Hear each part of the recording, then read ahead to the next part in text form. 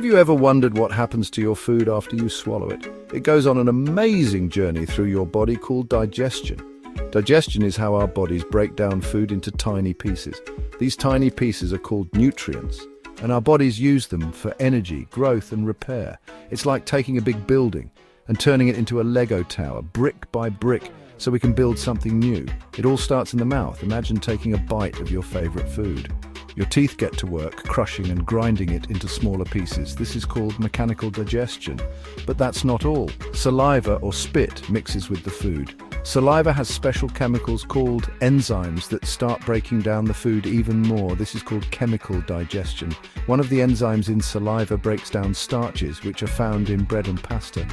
Have you ever noticed that bread starts to taste sweeter if you chew it for a while?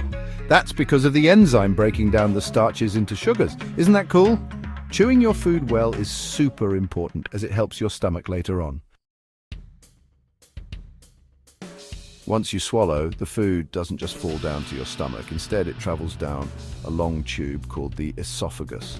Think of the esophagus like a slide at the playground. It uses muscles to push the food down towards your stomach.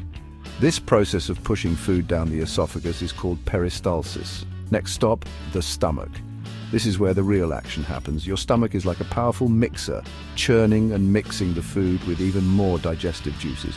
Stomach acid, which is very strong, breaks down the food even further. It also kills any harmful bacteria that may be lurking in your meal. After being thoroughly mixed and broken down in the stomach, the food, now a soupy mixture, moves into the small intestine.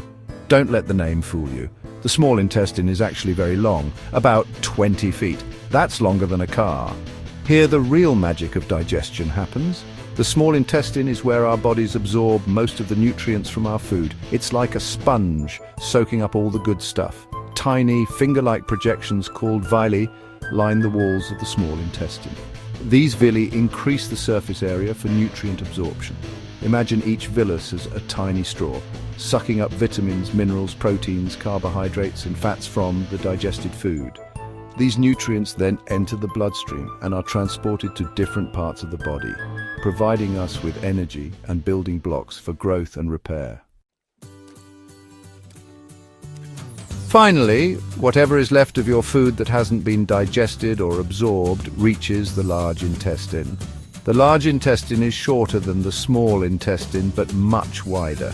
It's like the last stop on a train journey. The main job of the large intestine is to absorb water from the leftover waste. This makes the waste thicker and more solid, forming what we know as poop. The large intestine also houses trillions of helpful bacteria that play a crucial role in our gut health. Finally, the waste is stored in the rectum, the last part of the large intestine, until it's time for you to go to the bathroom. And there you have it, the amazing journey of your food from your plate to, well, digestion is a complex and fascinating process that ensures our bodies get the nutrients they need to thrive.